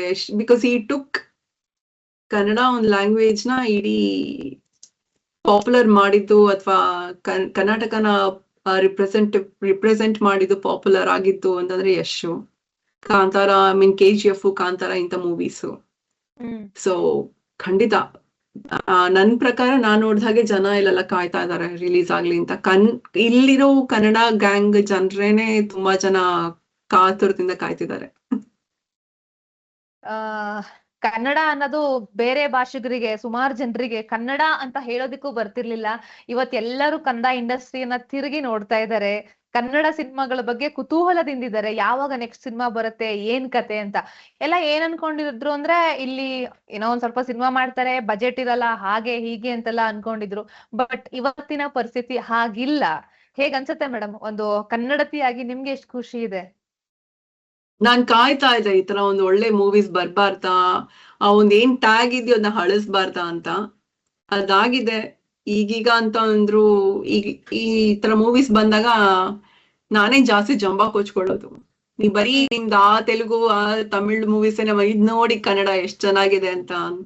ಏನೇ ಆದ್ರೂ ಇದೆಲ್ಲ ಈ ಒಂದು ಮೂವೀಸ್ ಇಂದ ಸ್ಟಾರ್ಟ್ ಆಗಿದ್ದು ಟ್ರೆಂಡು ಅಂತ ನಾನು ಕೂಡ ಜಂಬಾ ಕೊಚ್ಕೊಳ್ತಾ ಇರ್ತೀನಿ. ಓಕೆ, ಯಾವ ಸಿನಿಮಾ ಜಾಸ್ತಿ ನೋಡಿದ್ರಿ? ಯಾವ ಸಿನಿಮಾ ತುಂಬಾ ಇಷ್ಟ ಆಯ್ತು ನಿಮ್ಗೆ? ನನಗೆ ಕಾಂತಾರ ತುಂಬಾನೇ ಇಷ್ಟ ಆಯ್ತು. ತುಂಬಾನೇ ಅಥೆಂಟಿಕ್ ಆಗಿದೆ. ಅದ್ ನನ್ಗನ್ಸೋ ಪ್ರಕಾರ KGF ಕೂಡ ನಮ್ಮ ಒಂದು ನಾಡಿನ ಒಂದು ಅಥೆಂಟಿಸಿಟಿ ತೋರಿಸಿದಾಗ ಅದು ಹೊಳಿಯತ್ತೆ. ಏನೇ ಆಗ್ಲಿ, ನೀವು ಅಥೆಂಟಿಕ್ ಆಗಿದ್ದಾಗ, ಒರಿಜಿನಲ್ ಆಗಿದ್ದಾಗ ಅದು ಖಂಡಿತವಾಗೂ ಹೊಳಿಯತ್ತೆ. ಹಾಗ್ ಮಾಡಿರೋದ್ರಿಂದಾನೇ ಆ ಒಂದು ಪ್ರಾಜೆಕ್ಟ್ ಹಿಟ್ ಆಗಿರೋದು. ಸೊ ನನ್ಗೆ ಅದೇ ಅನ್ಸುತ್ತೆ, ಕನ್ನಡ ಮೂವೀಸ್ ನಲ್ಲಿ ಇರೋ Kannada movie makers Hindi movies ನೋಡಿ ಆತರ ಮಾಡೋದು, ಅಥವಾ ತೆಲುಗು ತಮಿಳು ಅದ್ ನೋಡಿ ಅದ್ರ ತರ ಮಾಡೋದು ಬಿಟ್ಟು, ಈಗ ಹೇಗೆ ನಮ್ಮ ಒಂದು ಕಾಂತಾರ ಅಥವಾ ಒಂದು KGF ಮಾಡಿದ್ರು, ಆ ಒಂದು ಅಥೆಂಟಿಸಿಟಿ ಅದನ್ನೇ ಅದೇ ತರ ಕ್ಯಾರಿ ಆನ್ ಮಾಡಿದ್ರೆ ನಾವು ಖಂಡಿತ ಆ ರಾಜ್ಕುಮಾರ್ ಎರಾ ಏನಿತ್ತು ಖಂಡಿತ ವಾಪಸ್ ಬರುತ್ತೆ. ಯಶ್ ಅವರು ಧಾರಾವಾಹಿಯಿಂದನೇ ಒಂದು ಜರ್ನಿ ಶುರು ಮಾಡಿರೋದು. ಇವತ್ತು ಅವ್ರು ಯಾವ ಮಟ್ಟಕ್ಕೆ ಬೆಳೆದಿದ್ದಾರೆ ಅಂತಂದ್ರೆ, ಈಗ ಮೊನ್ನೆ ಮುಂಬೈಯಲ್ಲಿ ರಾಮಾಯಣ ಸಿನಿಮಾ ಒಂದು ಕಾರ್ಯಕ್ರಮ ಆಯ್ತು, ಪ್ರೆಸ್ ಮೀಟ್ ಆಯ್ತು. ಅವಾಗ್ಲೂ ಕೂಡ ಅಲ್ಲಿ ಯಶ್ ಅವ್ರನ್ನ ನೋಡಿ ಸಿಕ್ಕಾಪಟ್ಟೆ ಜನ ಕೂಗ್ತಾ ಇದ್ರು, ಖುಷಿಯಿಂದ ಚಪ್ಪಾಳೆ ತಟ್ತಾ ಇದ್ರು. ಆಮೇಲೆ ಒಂದಷ್ಟು ಜನ ಅಣ್ತಮ್ಮ ಅಂತ ಬೇರೆ ಹೇಳ್ತಾ ಇದ್ರು. ಸೊ ಅಂದ್ರೆ ನಮ್ಮ ಒಂದು ಪ್ರಯತ್ನ, ಶ್ರದ್ಧೆ ಇದ್ರೆ ದೇವ್ರು ಎಲ್ಲಿ ಬೇಕಾದ್ರೂ ಕರ್ಕೊಂಡು ಹೋಗ್ತಾನೆ ಅಂತ. ನಿಜ. ಅದೇ ಶ್ರದ್ಧೆ, ನೀವ್ ಏನ್ ಕೆಲಸ ಮಾಡಿದ್ರು ಶ್ರದ್ಧೆಯಿಂದ ಮಾಡಿದ್ರೆ ಅದ್ ಖಂಡಿತ ಮೇಲೆ ಏನ್ ಹೇಳ್ತಾರೆ, ಹೊರಗ್ ಬರುತ್ತೆ. ಓಕೆ. ಬೇರೆ ಕಾಮನರ್ಸ್ ಗಿಂತ ಅದ್ ಮೇಲೆ ಒಂದು ಹೆಜ್ಜೆ ಮುಂದೆನೆ ಇರುತ್ತೆ, ಹೊಳಿಯತ್ತೆ. ನೀವು ಸೀರಿಯಲ್ ಮಾಡೋ ಟೈಮಲ್ಲಿ ಏನಾದ್ರು ಯಶ್ ಅವ್ರನ್ನ ಮೀಟ್ ಮಾಡಿದ್ರಾ, ಅವ್ರ ಜೊತೆ ವರ್ಕ್ ಮಾಡಿದ್ರಾ? ಇಲ್ಲ.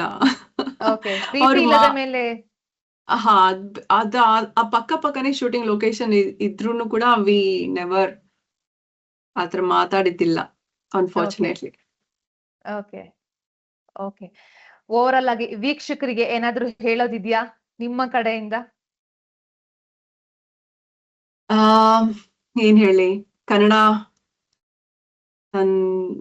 ನನ್ನ ಭಾಷೆ, ನನ್ನ ನಾಡು. ನನ್ ಮೇಲ್ ನೀವೇನ್ ಪ್ರೀತಿ ವಿಶ್ವಾಸ ಇಟ್ಟಿದ್ರು, ಇವಾಗ್ಲೂ ನನ್ನ ನೆನ್ಸ್ಕೊಳ್ತಿದ್ರು, ಅದಕ್ಕೆ ನಾನ್ ತುಂಬಾನೇ ಋಣಿ. ಅಂಡ್ ನಾನ್ ಮಾತಲ್ಲಿ ಹೇಳ್ಕೊಳಕ್ಕೂ ಆಗಲ್ಲ, ಅಷ್ಟು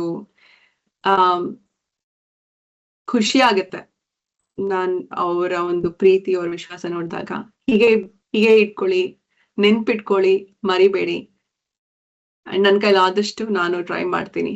ನಾನು ಬೆಂಗಳೂರಿನಲ್ಲಿ ಇದ್ದಾಗ ಅಥವಾ ಬೆಂಗಳೂರಿಗೆ ಬಂದಾಗ ಆಕ್ಟ್ ಮಾಡ್ಬೇಕು, ಒಂದ್ ಗೆಸ್ಟ್ ಅಪಿಯರೆನ್ಸ್ ಆದ್ರೂ ಮಾಡೋದಕ್ಕೆ ಟ್ರೈ ಮಾಡ್ತೀನಿ. ನಾವು ಕೂಡ ನಿಮ್ಮನ್ನ ಆದಷ್ಟು ಬೇಗ ತೆರೆ ಮೇಲೆ ನೋಡ್ಬೇಕು ಅನ್ನೋಂತ ಒಂದು ಕಾತುರತೆಯಿಂದ ಕಾಯ್ತಾ ಇದೀವಿ. ಆದಷ್ಟು ಬೇಗ ಭಾರತಕ್ಕೆ ಬಂದು ಆಕ್ಟ್ ಮಾಡಿ ಅಂತ ಕೇಳ್ಕೊತೀನಿ ಮೇಡಮ್. ಖಂಡಿತ, ದೇವ್ರ ದಯೆಯಿಂದ ನೀವ್ ಹೇಳ್ದಂಗೆ ನಂಗೆ ಅವಕಾಶ ಬರ್ಲಿ, ನಾನು ಇಲ್ಲಿಂದ ಹಾಡ್ಕೊಂಡಾದ್ರೂ ಬರ್ತೀನಿ. ಬರುತ್ತೆ. Thank you so much. ಇಷ್ಟೊತ್ತು News18 ಕನ್ನಡ ಜೊತೆ ಸಾಕಷ್ಟು ವಿಷಯಗಳನ್ನ ಹಂಚ್ಕೊಂಡ್ರಿ. ತುಂಬಾ ಟೈಮ್ ಆದ್ಮೇಲೆ ಕ್ಯಾಮ್ರಾ ಮುಂದೆ ಬಂದಿದ್ದೀರಾ, ಇಂಟರ್ವ್ಯೂ ಕೊಡ್ತಾ ಇದ್ದೀರಾ. ಸಾಕಷ್ಟು ಜನರಿಗೆ ಕುತೂಹಲ ಇತ್ತು, ಅಗ್ನಿಸಾಕ್ಷಿ ಧಾರಾವಾಹಿ ಅವರು ಚಂದ್ರಿಕಾ ಎಲ್ಲಿದ್ದಾರೆ, ಏನ್ ಮಾಡ್ತಾ ಇದ್ದಾರೆ, ಏನ್ ಕತೆ ಅಂತ. ಸೊ ಈ ಒಂದು ಇಂಟರ್ವ್ಯೂ ಮೂಲಕ ಸಾಕಷ್ಟು ಪ್ರಶ್ನೆಗಳಿಗೆ ಉತ್ತರ ಸಿಗುತ್ತೆ ಅಂತ ನಾನು ಭಾವಿಸ್ತೀನಿ. Thank you. ನಾನ್ ನಿಮ್ಗ್ ಸ್ಪೆಷಲಿ ಥ್ಯಾಂಕ್ಸ್ ಹೇಳ್ಬೇಕು ಪದ್ಮಶ್ರೀ ಅವರೇ. ಯು ಇನ್ಸಿಸ್ಟೆಡ್, ಬಿಡ್ದಿರಾ ಇಂಟರ್ವ್ಯೂ ಮಾಡೋಣ. ಎಷ್ಟೊಂದ್ ಟೆಕ್ನಿಕಲ್ ಪ್ರಾಬ್ಲಮ್ಸ್ ಆಯ್ತು ಇವತ್ತು. ಆಲ್ಮೋಸ್ಟ್ 2 ಗಂಟೆ ಏನೋ ವೇಟ್ ಮಾಡಿದ್ದೀರಾ ನೀವು, ಬರೀ ಟೆಕ್ನಿಕಲ್ ಇಶ್ಯೂಸ್ನೆಲ್ಲ ಸರಿಪಡಿಸೋದಕ್ಕೆ.